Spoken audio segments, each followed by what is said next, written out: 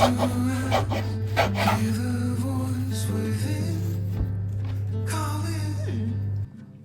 This heavy load got under your skin.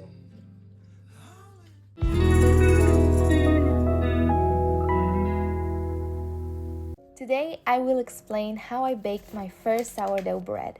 It was a long process to get there, but I've baked many breads since filming this video, and all I can tell you is have patience. Baking bread, especially sourdough bread, looks overwhelming and complicated, but once you do it for a few times, you start to understand how it works, what your starter needs, if it's too much water or too much flour, or if it needs a few more hours before it's ready. I'll walk you through how I did it, but first of all, let me tell you what I needed to start.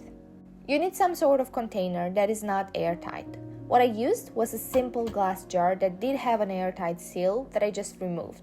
You also need some nice flour. I used wholemeal in the beginning because it's supposed to help your starter in the early stages, as it has more natural yeast and nutrients. You can always change your flour composition afterwards, and I did this after the starter was established. You also need a thermometer. The water you use for your starter shouldn't be too hot or too cold, so a thermometer helps. Other than that, you don't need much else. You do need a few things when you're actually baking, but that won't be for another 2 or 3 weeks, so you should be fine for now. To learn myself, I've used Baker Betty's YouTube videos. She has a whole playlist on sourdough bread baking, and I found her videos very easy to follow, not so overwhelming, so everything that I'm showing in this video I learned from her. I'll also leave her YouTube channel in the description below if you want to check it out. I keep my starter in the fridge now, but in the beginning you have to keep it at room temperature, in a place that's not too cold, and tend to it every single day until it becomes mature. The most important thing you need to do in the beginning is to measure the weight of the jar. You will have to subtract that every time you feed your starter, so you know exactly how much starter you have and how much the jar itself weighs. Note it down somewhere. I just put it in my notes on my phone. When you create your starter for the first time ever, all you need to do is, in your jar, weight 50 grams of flour and 50 grams of that slightly warm water, around 28 degrees Celsius. Mix it together and be vigorous when doing so, because incorporating some of the air will help. Now all you need to do is to give it time until the next day, and that's it. You officially have a starter, even if you can't yet bake with it. On day 1, you might see growth. I've seen a lot of growth in the first few days, but it evened out afterwards.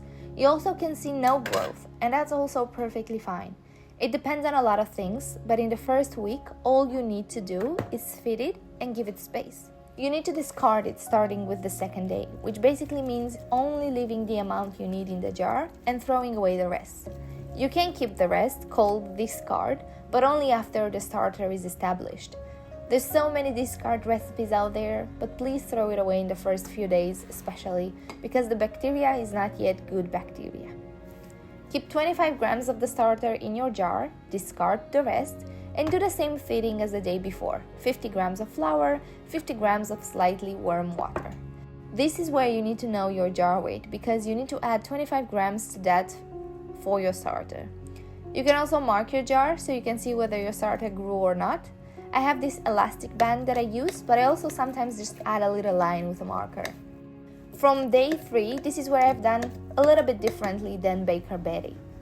After day 3, she uses the 1:3:3 ratio, which means she's adding 3 times the amount of flour and water to the starter.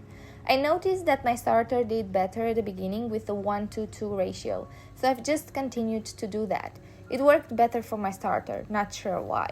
Feel free to experiment with your starter. Usually it takes about 2 days to see the effects of a change you've done, so especially in the beginning, you can adjust slightly, because even if you make a mistake, you can just go back to basics and fix it. All you need to do from now on is to basically feed it the same way every day and wait until you get constant growth. It needs to double constantly for a few days before you can bake with it. Mine took about 3 weeks of feeding to get there, but it can be quicker as well. Just feed it, monitor it, have patience, and trust the process. When it's ready to bake with, I also used Baker Betty's recipe for the first time. Every other recipe had so many stretches and folds and things I've never heard of before, but hers were super simple and straightforward. I suggest you start with that and then move on to more complex recipes that require a lot more time and attention. I now usually use Joshua Weissman's recipe, but choose one that you find perfect for you. For my first loaf, you need to feed your starter about 8 to 12 hours before. How I do this to make sure that I have enough is to take a small part of my already established starter and feed that instead of the main one. I keep my main one in the fridge and feed it on a weekly basis, but every time I bake with it, I just take 25 grams out of that one and feed it on its own. I never want to not have enough starter for a recipe. I've put 300 grams of that slightly warm water and mixed that with my sourdough starter, 100 grams of that.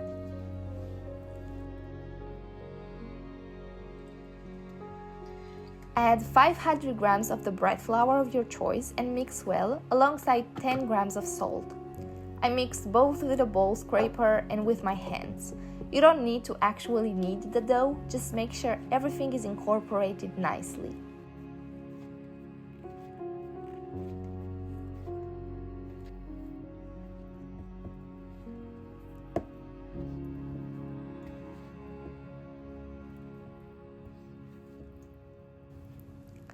Leave the dough to bulk ferment for the night, usually about 12 hours.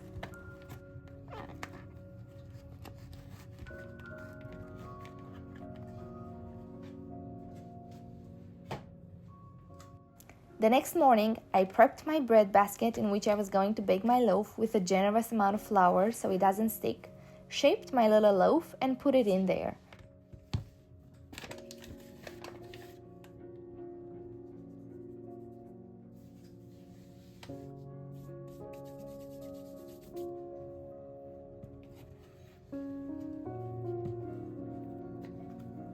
To shape, I just took every side of it and bent it inwards, pulling it slightly when doing that. I have a long Benetton basket, so I need to make my loaf longer, but if you have a round bowl, you can just do a nice round even bowl.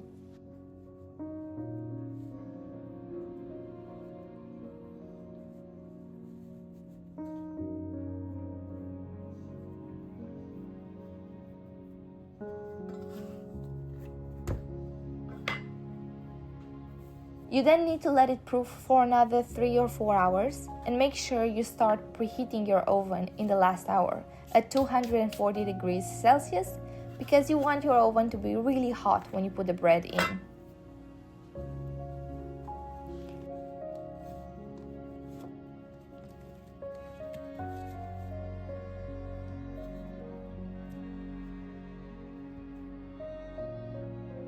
I made a slight mistake when I scored my bread.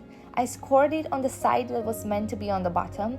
Not a huge mistake, doesn't affect the quality of the bread, but I won't have these nice lines on the top. Instead, they will be on the bottom. Just make sure that before you score your bread, you flip the bread upside down.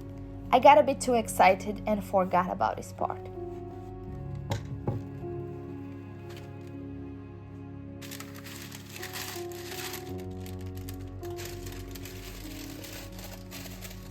Immediately after I put it in the oven, I turn the temperature down to 220 degrees Celsius and bake it for about 35 to 40 minutes. I then take the lid off and bake it for another 20 minutes so you have that nice crispy top.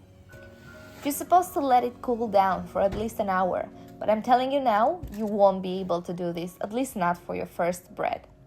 So dig in, get some butter and enjoy. This is what you've worked towards. You've done your first loaf of sourdough bread, and there are many more to come. Enjoy!